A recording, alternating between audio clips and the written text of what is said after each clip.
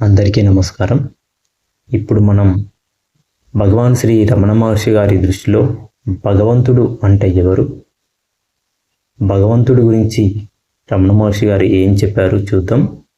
ఇక్కడ అందించబడేది మొత్తం కూడా భగవాన్ రమణ మహర్షి గారి బోధనలు, వారి తర్వాత వారి ముఖ్య శిష్యులు అందించినటువంటి సబ్జెక్టు గురించి తెలియజేయడం జరుగుతుంది.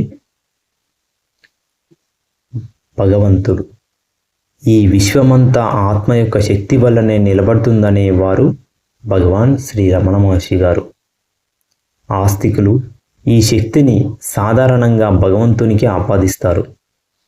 కనుక శ్రీ రమణులు ఆత్మకి భగవంతుడనే పర్యాయ పదాన్ని వాడేవారు.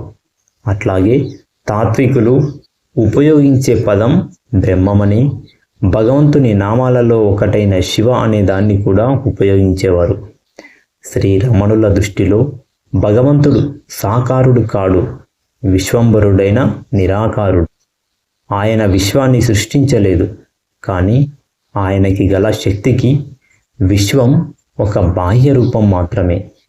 ఆయనని విశ్వం నుండి విడదీయలేము, కానీ విశ్వం యొక్క ఉనికి కానీ లేమి కానీ ఆయనని ప్రభావితం చేయదు.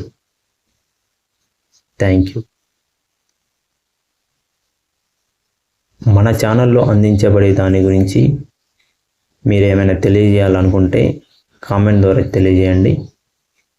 ప్రతి ఒక్కరికి కూడా ఆత్మపూర్వక కృతజ్ఞతలు.